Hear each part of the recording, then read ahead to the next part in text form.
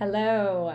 By popular demand, today I'm recording another video focused on dating, specifically male and female communication dynamics. Now, huge disclaimer, I'm not by any means suggesting that all men and all women do the same things. Rather, I want to share some research that I found and personal observations I've made based on one, the physiological differences, neurological differences between how male and female brains are wired, and patterns that I've observed. But please keep in mind, this is geared towards, in terms of dating, this is geared towards heterosexual couples, and I can only speak to my own personal experience, so please don't take anything I'm saying as 100% fact. And if it's something research-based, I will cite the research. And I'm doing this because I recently shared a video with lesser-known dating tips inside the mind of a woman, because I think that we can all, people in general, can have far more efficient communication experiences and richer, deeper exchanges when we understand each other a little better. And there are so many things that men don't know about how women operate, and so many things that women don't understand about how men operate because we're built differently. And after that video, I had several people reach out to me and ask for more, and they said this is really helpful because you don't know what you don't know. So please know that that is my intention. It is just to help bond people. I'm not on man's side, I'm not on woman's side, I am on the side of love and connection for all. So if you haven't yet, please subscribe to my channel. This is the best way for you to stay updated on videos that I post. It also just helps me and it encourages me to keep going and keep sharing, and it helps other people find my videos. And of course, if you enjoy the content, please share it, like, comment, and let me know what you like and what you don't. Without further ado, what I'd like to focus on today are masculine versus feminine communication styles, bearing in mind that all men have both masculine and feminine energies, and all women have both masculine and feminine energies as well. Typically, men tend to embody more masculine traits, and that tends to feel more natural for them, and women tend to embody more feminine traits. But again, take all of this with a grain of salt. Know that everyone is different and everyone will exercise these behaviors to varying degrees. So please take whatever I'm saying in a way that feels relevant for you. But as a sweeping generalization, we're going to talk about some differences between the male and female brain and masculine and feminine communication dynamics. The first thing I wanted to share is something that I have always been taught as a speech pathologist and a communication expert and someone who just studies psychology and relationships on my own. I have always heard that women have 8 communication centers. How many have I been taught that men have? 1. And with that in mind, it becomes very apparent that women anatomically, physiologically, have the upper hand when it comes to communication. We are able to process things differently. However, I was going to share all about that, and then prior to filming this video, I did a little research to double check that that was accurate, and I found some conflicting evidence. So I can't say that that's true. I don't necessarily know if women have 8 communication centers in their brain or not. But what I did find that was a little more definitive is that female brains have verbal centers in both the right and left hemisphere, while male brains only have a verbal communication center on one hemisphere. With that being said, it makes sense that some elements of communication come a bit more naturally to women, and female brains tend to be more able to read between the lines. We tend to pick up on nonverbal cues. We tend to pick up on someone's emotional state a little more readily than men typically do. And that is largely because we just have more space, more real estate in our brain dedicated to communicating. So that means if you're a man listening to this, just know, just be aware that if the woman in your life is getting frustrated with you because you can't keep up with her communication, you're at a disadvantage. And that's okay. There are strategies to work through it, but just know that she is processing a lot of information at the same time because she can. And she may get frustrated with you, and she may think, why can't he do the same? Why can't he think the same way? And it's up to women to understand how men's brains work as well, and to understand that it's just a little more challenging for you. And that doesn't make it better or worse. It just means there's a difference in how we process and how we communicate. And understanding that difference, first and foremost, just acknowledging there's a discrepancy here, can be incredibly helpful in your conversations and in your day-to-day, so that way you and your partner or your friend or your mother or your sister, whoever the woman in your life is, can work out strategies to get through it. To that end, one thing that I have come across that I really love how this is framed is that feminine communication is centered around rapport speech, while masculine communication is centered around report speech. And what that means is that the feminine wants to build rapport, wants to establish relational connection. The masculine is more interested in the bottom line. The masculine is all about what's the point? Why are we talking about this? There's got to be an objective and an end goal. And the way this can show up very often in relationship or in conversation is a lot of times women just want to talk, and we just want to talk to bond. We're not necessarily talking about anything in particular. There's no goal, there's no objective from the conversation other than to establish emotional intimacy.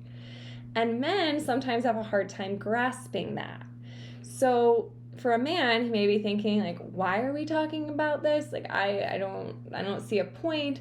And so a danger that can happen is sometimes the man won't engage with the woman, or he won't engage in the way the woman wants him to in order to establish connection. So let's go through a few examples. One thing that happens a lot is a woman will be talking about a problem that she has in her life or something that she's dealing with. And she might just want to vent about it. But men are wired to want to solve problems. So the man may come in and just immediately start trying to solve her problem and say, like, okay, well, do this and this and this. And then the woman gets frustrated. And she's like, oh my gosh, now you're telling me what to do. And then this can go into actual mansplaining territory where the woman's like, you think you're better than me, you're explaining this in a way that feels condescending, you're talking down to me, you think I'm not competent. And then the poor guy is just trying to help. And he's like, I mean, you came to me with a problem.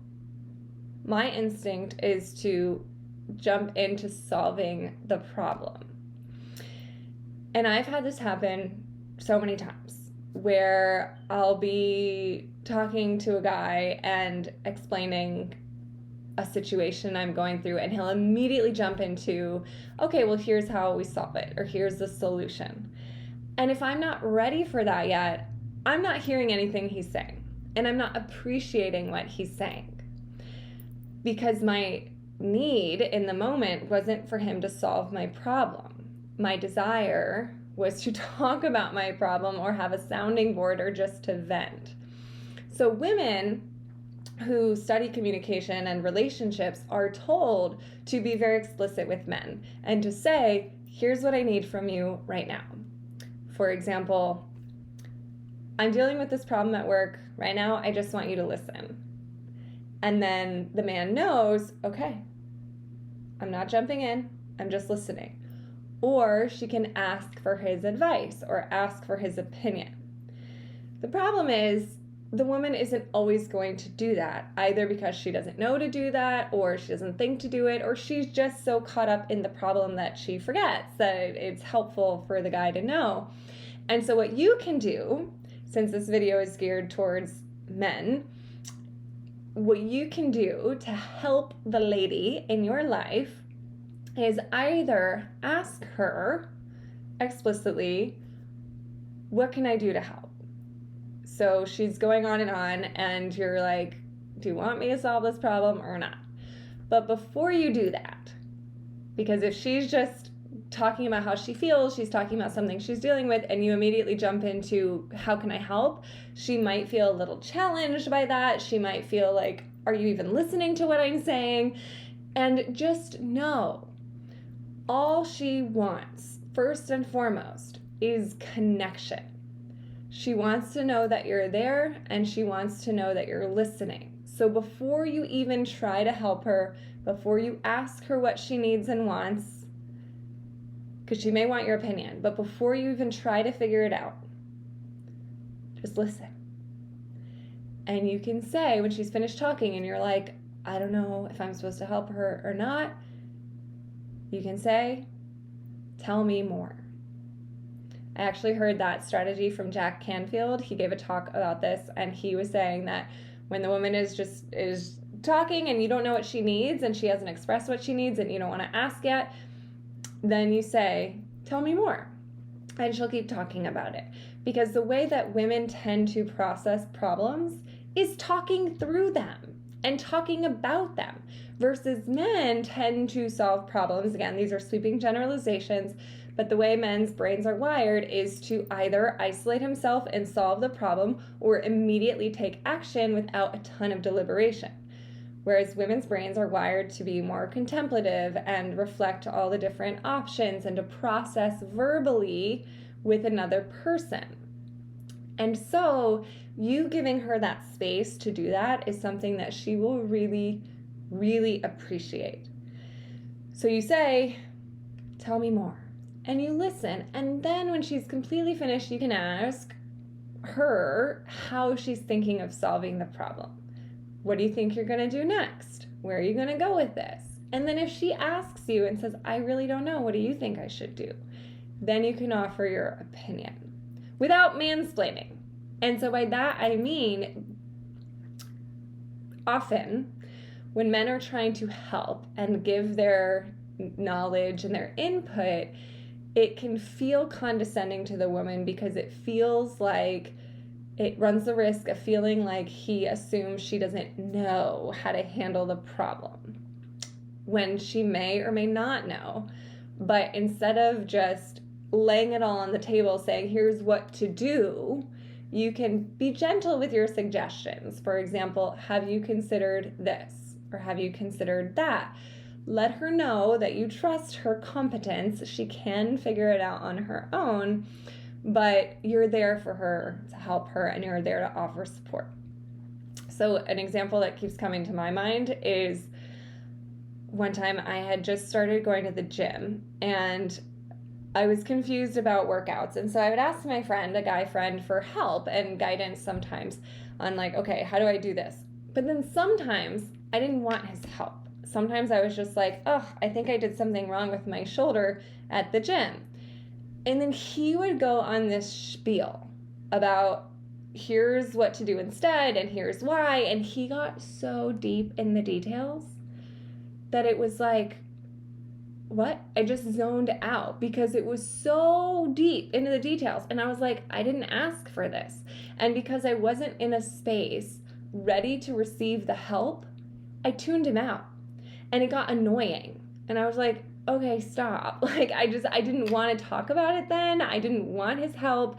I just wanted to complain a little bit. And people like to do that sometimes. We just want to get something off our chest. And I think that's hard for men to understand sometimes, especially if you're in that really problem-solving mode. But I wasn't in the problem-solving mode. I was in the, oh my gosh, my shoulder hurts mode. And then he launched in this whole whole tirade of the anatomy of musculature and here's what you have to do. But then the worst part is he started telling me what to do. And he's like, so then the next time you work out, you're going to do this and you're going to make sure you get to the point of exhaustion and da da da da. And I'm sure it was so super helpful. But it's not what I wanted to hear, and therefore I didn't appreciate it. And this is where, guys, try not to be offended if you are trying to help and you're not being appreciated for it. When that happens, ask yourself and really try to reflect, was she ready to hear my advice then? And I think it is important for the woman also to acknowledge, thank you for trying to help me. Thank you for that explanation. Now is not a good time. But let's talk about it later. But if she doesn't, try to ask yourself, was she ready to hear that? Or was that me trying to prove to her that I could solve her problem? Was it me just trying to be helpful? Because that's your instinct, that's your nature, is to solve the problem. So you're not coming from a bad place most of the time, I don't think. I like to give people the benefit of the doubt. But it can be misinterpreted if it's happening at a time when she's not ready to receive it. So just keep that in mind. The feminine is geared towards rapport, building connection. The masculine is geared towards report. What is the point? If you're talking about this with me, surely you want me to help you. Surely there's an end goal here. Don't be so sure. There might not be. She might just want to be establishing connection. So another example, my brother is currently renovating a house, and he and I will often go over to my parents' house for dinner, and my brother and my dad will start talking about these renovations. Often because I'll ask him, I'll say, hey, how's it going? Or my mom will ask, how are the repairs going? We're asking because we care about him and we want to know how his day was. And we want to know about his life. We are not asking because we want to know the technical details that he's solving. And so this has been happening like every time I see them. And so he and my dad, my brother and my dad, will start going really far in depth with, oh, well, did you do this on the doors? And did you sand this? And what size bolt did you use here? And what color tile did you do there? And it's just, and my mom and I are like, eyes glazed over. And it's not that we don't care. It's not that we're not interested. But at that point, we no longer feel like we're establishing connection, because now we're not talking about his feelings. We're not talking about how it's going for him. We're not getting any insight into him. We're hearing about how to sand a door, and things that may not be relevant to my life. And so if this is happening, it doesn't mean that the woman in your life isn't interested in your hobbies or what you're working on, but she may not need every single detail. She's interested in you. She doesn't need to know every single detail. And women do this too. Sometimes a guy will say, how was your day? And then the woman will launch into this big, long thing about what's happening. So it happens in general, and if the guy's tuned out, she may think, oh my gosh, she doesn't care about me. But the feminine tends to express more about emotional needs, and the masculine tends to kind of go into the nitty-gritty details and objective things of here's what happened. And that doesn't always happen. I don't think if I were having a one-on-one conversation with my brother that he would go that far in depth. But it's just interesting to see how he and my dad will have a conversation, and then my mom and I are sitting there like, so bored, let's talk about something else. And we always have to remind them, like, this is not fun for us. So keep that in mind, especially if you're in a group and there are multiple men, multiple women. Just be aware that these dynamics can happen. And one final thought for today, something that I learned from John Gottman in his book, The 7 Principles of Making Marriage Work, which after I started thinking about recording this video, I remembered that I actually used to teach a workshop on communication for couples alongside a marriage and family counselor, and we taught a workshop based on the Gottman's research. and we taught based on the book 7 Principles for Making Marriage Work. And one that really stood out to me is the concept of picking up each other's bids. So a bid in conversation is when someone makes a comment about something and wants the other person to pick it up. So for example, or they want the other person to respond.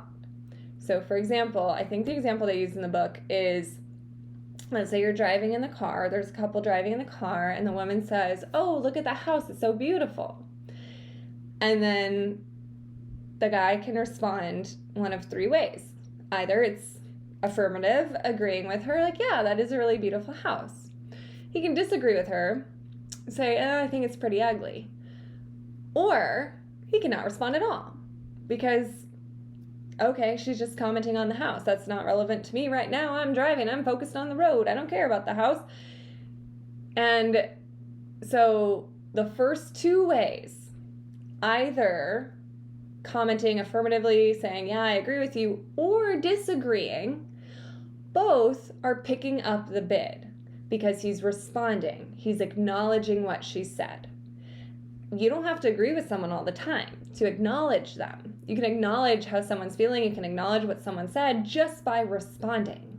And that might even be a nonverbal cue. It might be like, that shows that you at least heard what they said and you're responding to it. You are picking up the bid. But the third option, which was just not respond at all, can be very, very damaging for relationships. And this goes for both men and women. If a man says something and the woman just totally ignores it, it feels bad. It feels really, really bad to be ignored. And the bid is an opportunity for connection. And so anytime one person ignores the bid, it can be damaging because it's suggesting subconsciously to the other person that that connection doesn't matter, that it's not important. And it never feels good to be ignored.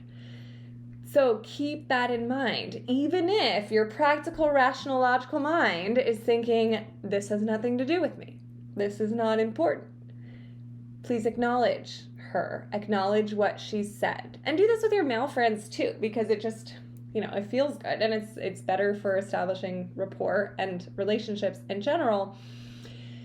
And so I think this also applies to text messages. If someone texts you, you don't have to respond to necessarily everything, but it is noticeable, especially for women. I can't speak to how men feel about this because I've never been a man, but when I read a text and let's say I've sent a text with multiple questions and they only respond to one of the questions, I feel kind of like, you ignored the other part of my message. And sometimes I do the same because sometimes it's like it's fluff and you don't need to necessarily say, "Oh, I'm fine," and da-da-da-da. Sometimes you just get to the point, but that's the difference between rapport speech and report speech. That is the difference between masculine and feminine communication. So what I've noticed is in the workplace, when I'm working, I tend to be more masculine in my communication. And I have to actively remind myself to put the pleasantries in my emails. Now I kind of do it more instinctively, and it also depends on my mood. Sometimes I'm like, "Hi, I hope you've been well, and how is the family?" And then, okay, our next appointment is da-da-da-da-da. Have a lovely week. But sometimes when I'm in go, go, go business efficiency mode, I just want to say, "Hi, Carla, your next appointment is Tuesday at 4. Best, Trisha." I just want to get to the point. And that's masculine communication. It's very efficient. It's very to the point. It's very direct. But I know that sometimes that has the potential to negatively impact the relationship and the rapport I have with the client. So in a business setting, in a professional environment, sometimes that's necessary. Actually, masculine communication is often very much rewarded in Western corporate culture, especially. But if you want to establish solid relationships with people, add the pleasantries. Acknowledge that the person has a life. Acknowledge that they're more than a number and more than an appointment and things like that when it's appropriate. So that goes a little tangential from the concept of picking up bids. But if, for example, a client sends me an email and they say, hey, how have you been the last few weeks? And da-da-da-da-da, oh, when's our next appointment? If I'm really in rush work mode, I may instinctively want to say, our next appointment is then, and forget all the pleasantries at the beginning, but that would be very damaging, or could potentially be damaging to the relationship. So keep that in mind, especially if you tend to be more masculine dominant in your personal relationships. Again, at work, this will probably fly a lot more often. It's usually fine. But in your personal relationships, we want to build connection. We want to build rapport. And so make sure, especially when you're dating and when you're chatting with the lady in your life, that you are listening to her. You're making sure she feels felt. You're making sure she feels acknowledged. You're not jumping to the point. If she texts you and says, hey, how's your day going? Say something. Even if you're super busy, just say, hey, I'm really busy right now. I'll text you later. Because that will let her know that you've seen it and you've acknowledged it, you've picked up the bid. If you wait 12 hours and text her, say, hey, sorry, I was super busy, she'll understand most likely and she'll forgive you, but it's not going to feel good. I've definitely had that happen to me where I was like, what? This guy's obsessed with me. He really likes me. And then he just doesn't respond when I say, how are you? And I'll get upset by it. And I'll be upset for a few hours. And then he'll text me like nothing happened. And then I had to tell him, this is a specific example, and I had to tell him, like, when you don't respond, it makes me feel bad. And he was like, well, I was working. I was like, yeah, but so in this case, he had reached out to me, said, hey, how's it going? And I said, going well, how are you? Or something. And he didn't respond for forever. And so I said, in the future, can you just say, like, I'm working, I'll text you later. And just that little bit of acknowledgement goes a long way for women. They appreciate it. We appreciate it because it shows that you're acknowledging our feelings.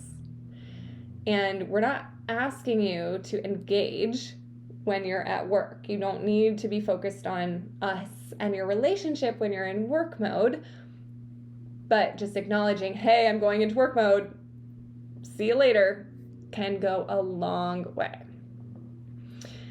So I hope that was helpful. This did not come out quite as organized as I was hoping it would, and I realized as I was chatting that different things were coming up, but I think I just need to accept that that's my style. And that's interesting, actually, now that I say that. I try to be organized with these videos, and I have a lot of points in mind, and I try to make it very efficient, and maybe I'm trying to make it more masculine, get to the point. But then as I'm talking, different things come to mind, and I sort of follow my intuition, so maybe that's just the feminine dynamic coming into play of, well, that's what came to my mind, so that's what I'm going to say, and that feels relevant, and not that it would build rapport because I don't know you, but it does in a way build rapport with the audience when you're stream of consciousness, I think. Anyway, I'm probably too honest on these videos. I realized also, I was listening to some other YouTube videos this morning on the topic, and they were all by men, actually, now that I think of it, and they were all very efficient. Like, here's point number 1, here's point number 2, here are the examples, and I just kind of go with the flow.